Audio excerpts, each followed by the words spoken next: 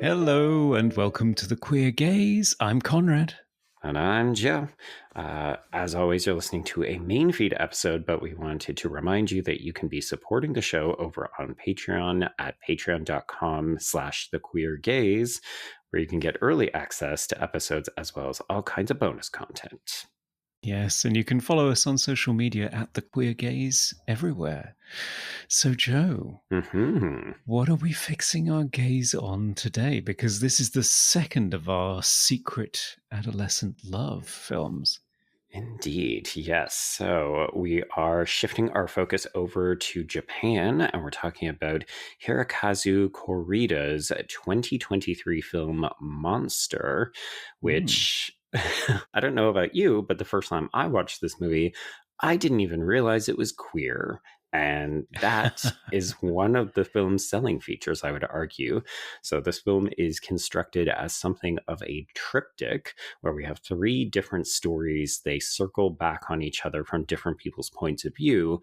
So initially, we are following a widow mom who has a teenage son who begins acting strangely to the point of self-harm, disappearing in the middle of storms, and so on.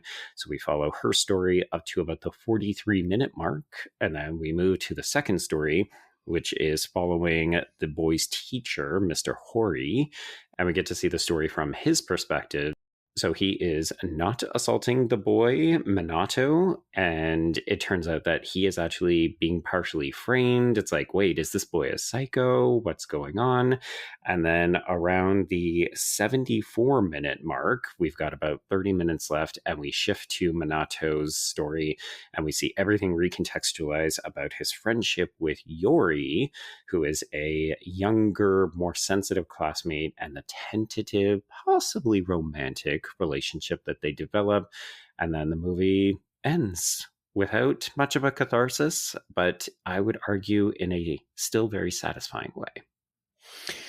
Yes, it's quite a peculiar film in the sense that although a lot of very potentially melodramatic things happen, there are lots of fairly serious themes being touched upon here. Oh, yeah.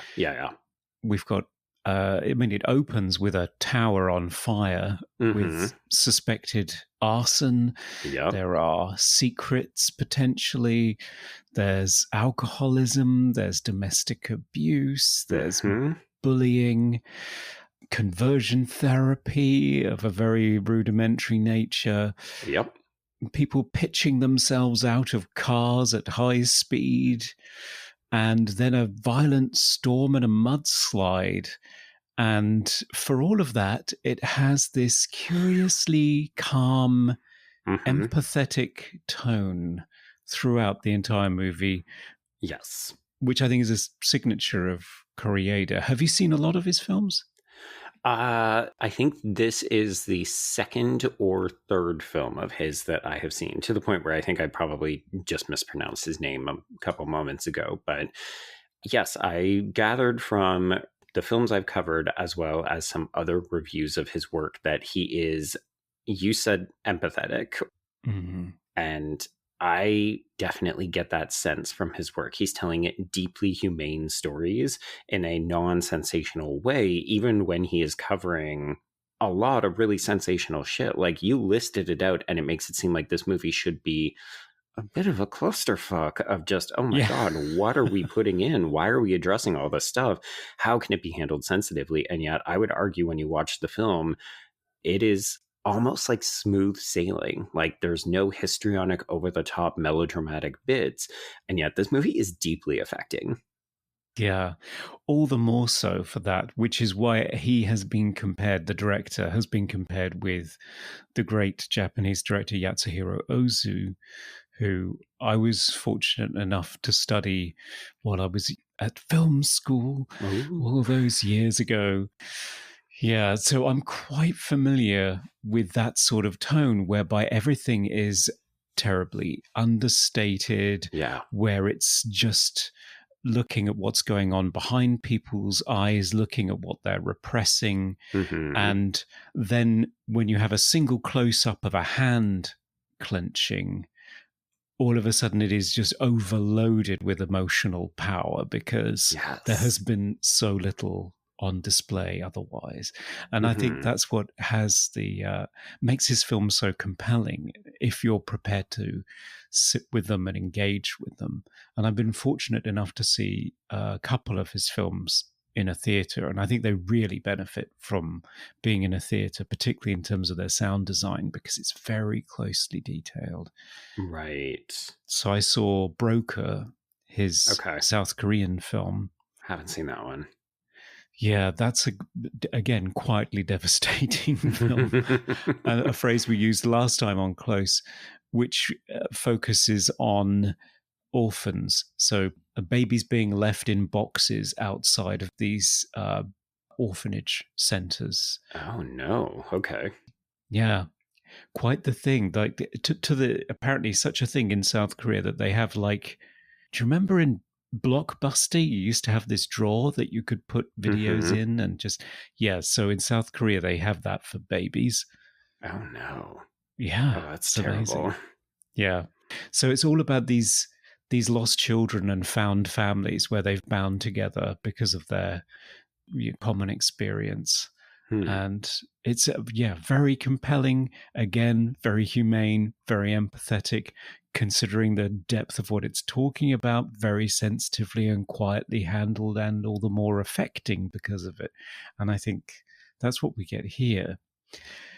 What do you make of the fact that you alluded to the fact that we do not know this is a queer story until the third part of the triptych? On the one hand, it Hmm. shows how masterful the writing is because it Yes. does keep you guessing all the way through as to what exactly is going on and who the eponymous monster actually is, if there even is one.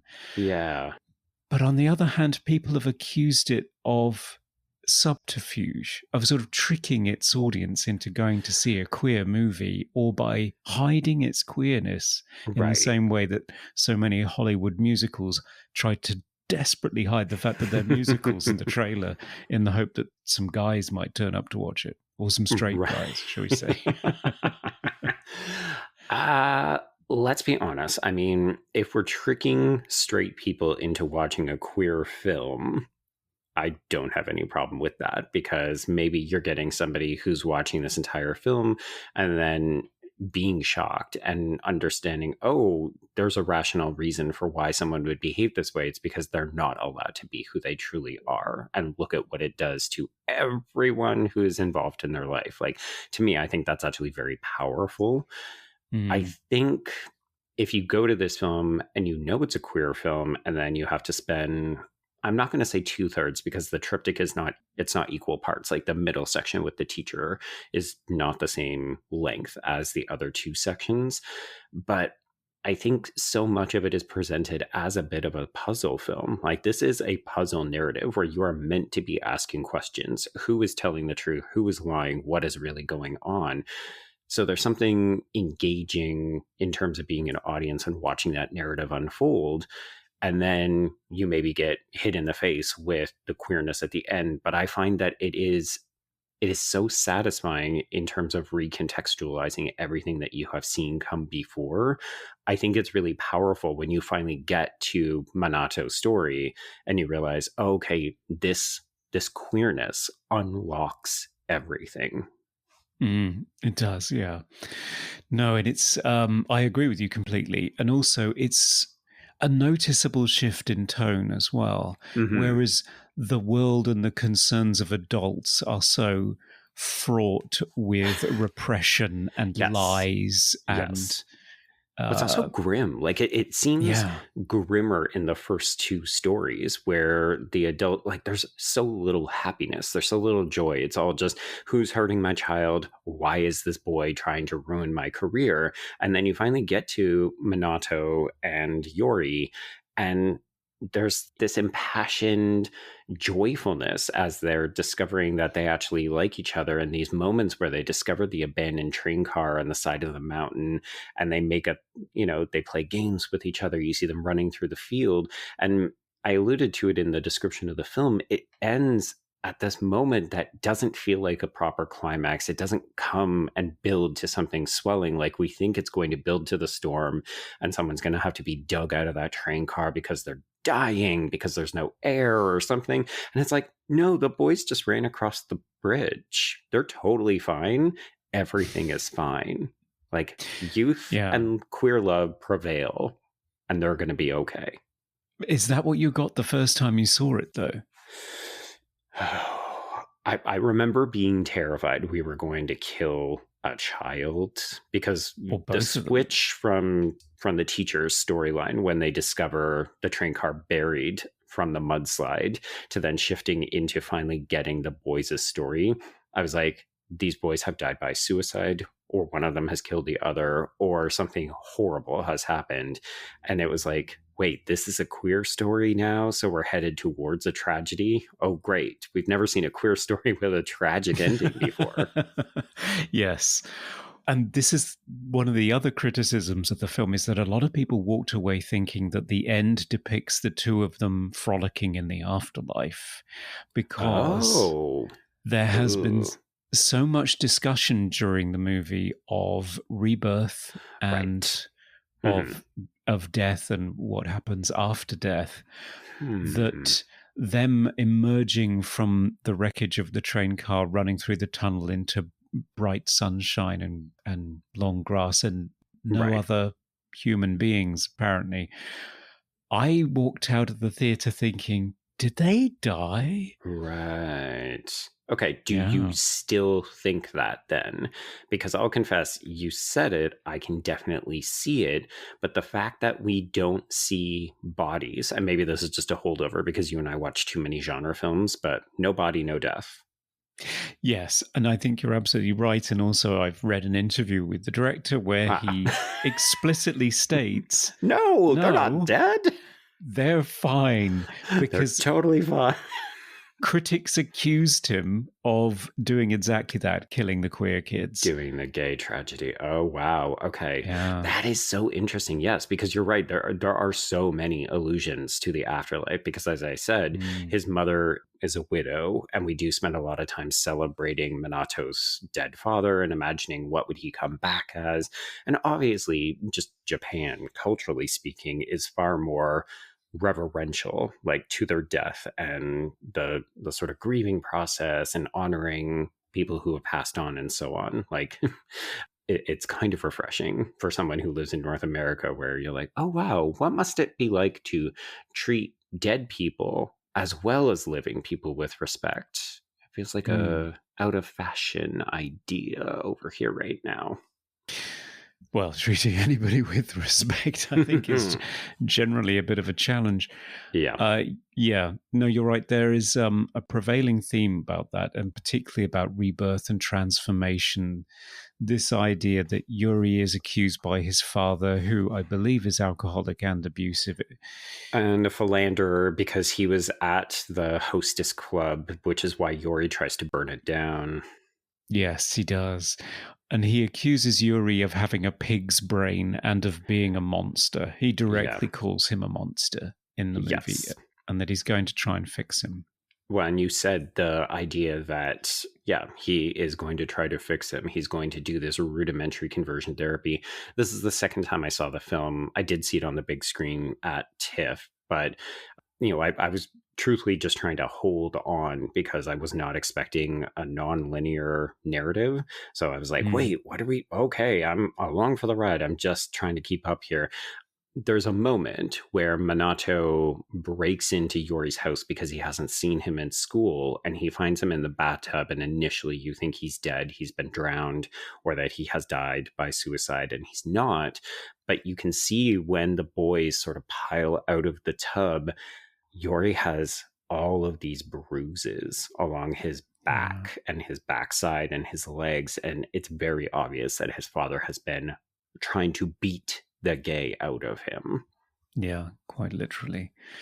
It's very upsetting. And again, Yuri just stands up and oh my god, brushes it off, just keeps going.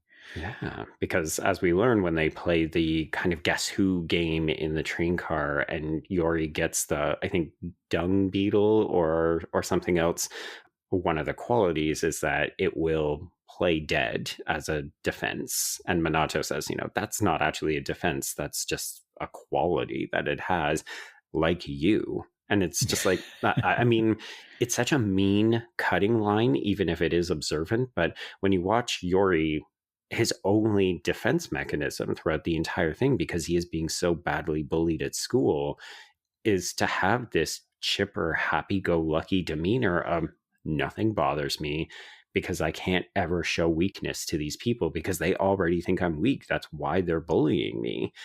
And it's really not until Minato doesn't stand up for him or participates in the bullying that his spirit is truly broken. Yeah. So it's so important when they're reunited, when he goes back to quote unquote rescue him, which is incredibly touching. And I Mm-hmm. do love that they have this secret place in Yeah. the woods where they literally build a home together. Yes, they do. It's a refuge away from the world where they can just be themselves. And they decorate it like, yeah, it's children's first house together. Yeah, complete with fairy lights. Hmm. We should probably give a shout out to some of these people because, especially the child actors. So Yori is played by Hinata Hiraji, and Minato is played by Soya Kurokawa. And then, just like the conversation we had with Close, these child performers are incredible. Yeah, it's quite remarkable. I don't know how they keep finding these kids that can pull off these detailed, nuanced performances at such a young age. I mean, Yuri looks tiny, bless him. Yeah. Like at different points, he honest to God looks like he could be about 5 or 6 years old. He's so much smaller than everybody else. You just want to protect this poor boy. Yeah, you really do. And also, Minato's mother, Sakura Ando, is pretty amazing as well. The whole cast actually is really amazing.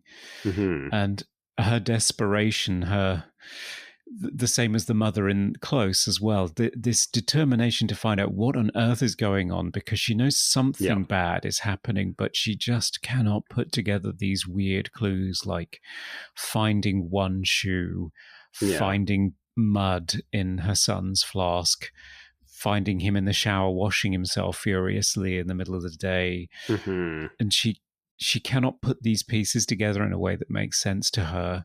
And it's so frustrating watching her going to the school and trying to get something out of them, and all they will do is Yes. read stock pre-prepared, legally cleared statements to her and bow profusely. And she doesn't Hmm. want that. She just wants to know what's going on. And the frustration is palpable. Yes, it's so easy. I mean, that's one of the things that I really, really love about this film is it's so easy to be on every character's side. And Mm, you did the litany of different issues that we're addressing, but one of the really insidious undercurrents that is happening throughout the film is this idea of gossip taking a life of its own. So yeah. there's the school principal, Shota, who is played by Akihiro Kakuta, and she has taken a leave of absence and then come back for the school year because her grandchild was killed in what we learn is some kind of vehicular manslaughter accident. But there's these rumors that go around that it wasn't actually her husband who ran over the child, it was her, or that she covered it up because her job is working with kids and it would be more reputationally damaging. And when characters get angry at one another, they lash out with these really personal attacks and details because they know it'll hurt the other person that much more. But I also love how the film kind of resolutely refuses to acknowledge or address what the truth is in some of these situations because we don't know Principal Shota outside of the different interactions that whoever's triptych story it is dealing with, right? So she's definitely a character, but like we don't know what her truth is. but her perspective is completely different in each of the three stories, because we see one, yes, this woman who refuses to give a mother who is frustrated any kind of truth, just stock answers, very bureaucratic. In the second story, it's like, here's a principal who's hanging out this teacher to dry because of accusations that are being made unfairly. And then in the third story, she's so kind to Minato. Like, she teaches him this brass lesson about like blowing your problems away. And it's like three different characters, and yet they're all very clearly the same character. And you get that for every single person in this film. Yeah, the standout line for me from the principal was where she's preparing the teacher Hori for this session when they're just going to Oh, create they're a going to wall. force him to fall on the axe or fall on the sword. Yeah, exactly. And she says to him, "It doesn't matter what really happened." Yeah. So it creates this dichotomy between the world of the adults, where everything is about the facade and protecting yourself against this onslaught of lies and rumors just to maintain the greater good, versus these two children who were able to be just completely open and happy and free with each other. And it's such a stark contrast. And I think I came away from it because there is this prevailing question throughout the film: who is the monster?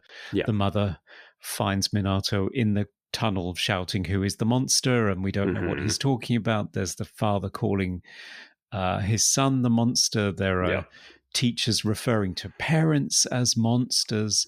Yep. And I feel as though the monster in the final analysis is this behavior, is these lies and these rumors and these false narratives that grow into something that has a life of its own, almost.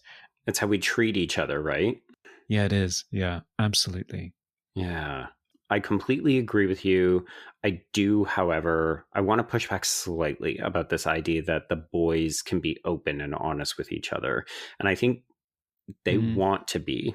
And in many moments they are.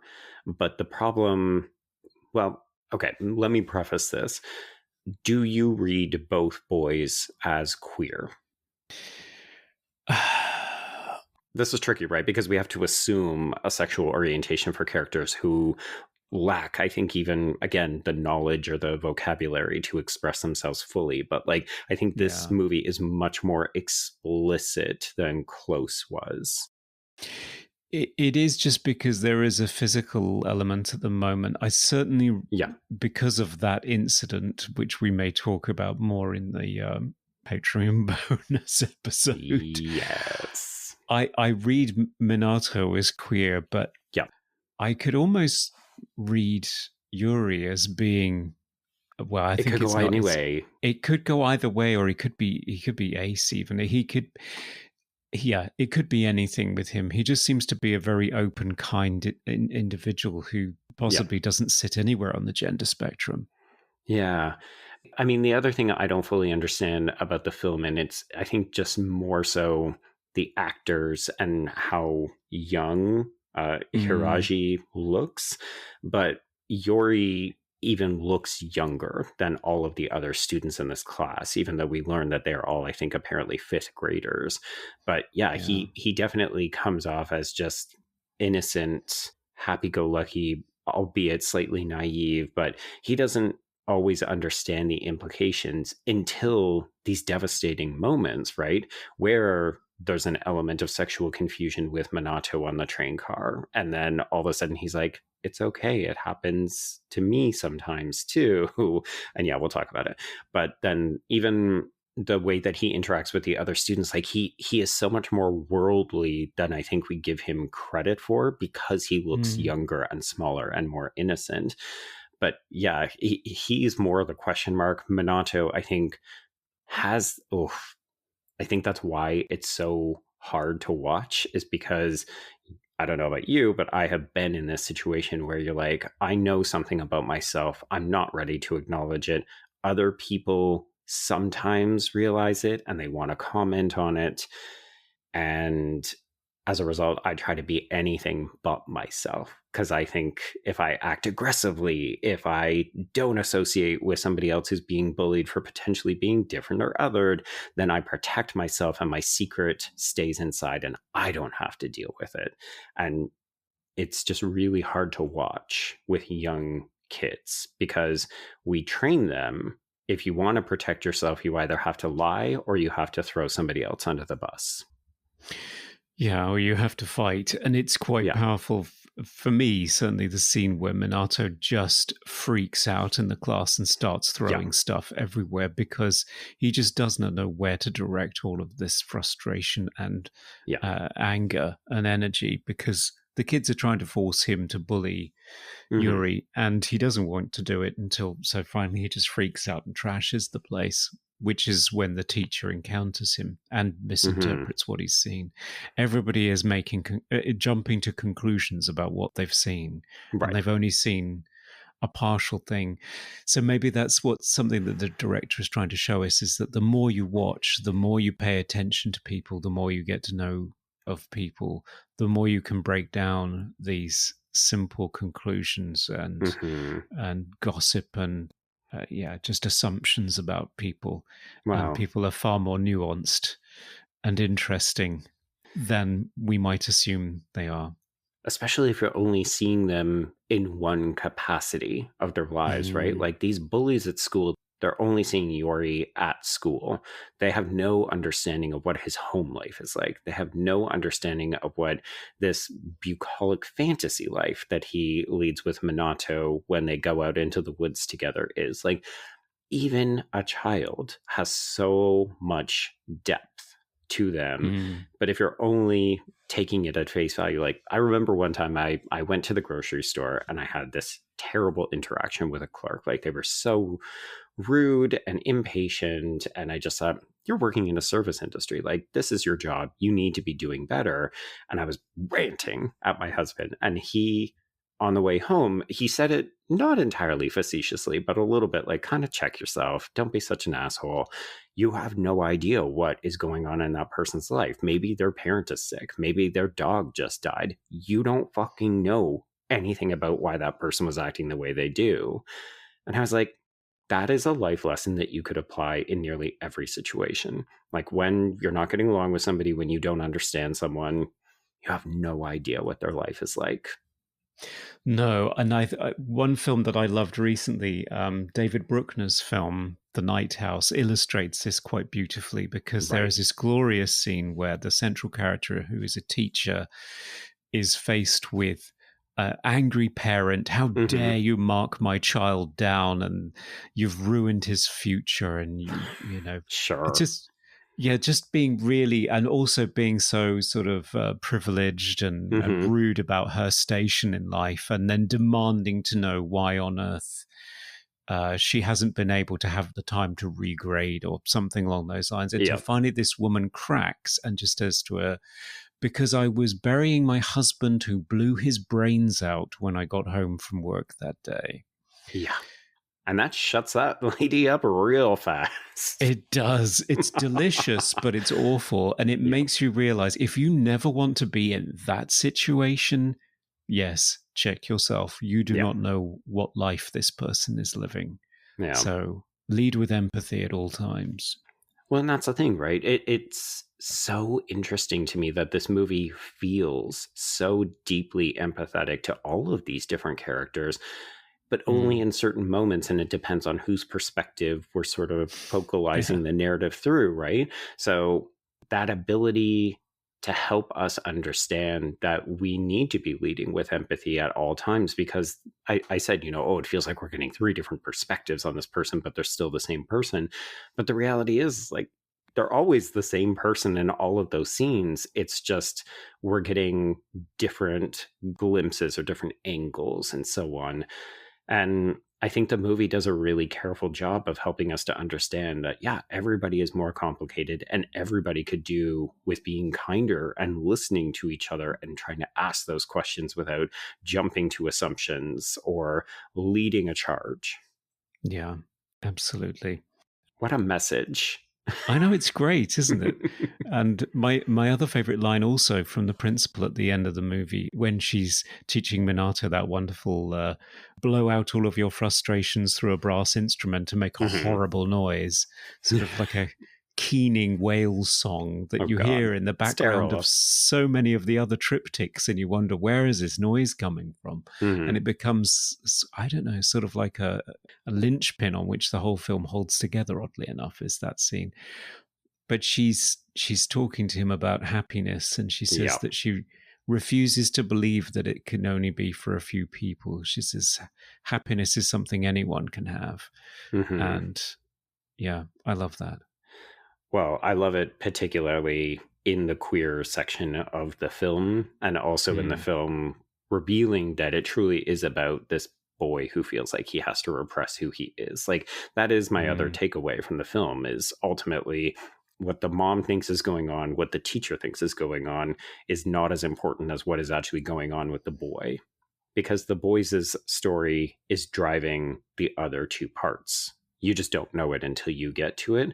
But you realize that, yeah, like, it's a pretty bold fucking declaration for this film to say, hey, queer children, happiness is for everybody. And if you can't have it and only other people can, then that's not true happiness anymore. Like, yeah. that is revolutionary in a time where queer people are completely threatened. Yes, and where it is still not recognized in Japan, at least same-sex marriage is not available. I think some areas allow partnerships, legal partnerships, but it is not universally recognized in Japan still in 2025. Okay, well, on that note, why don't we shift over to the Patreon so that we continue to have some of these conversations? Indeed.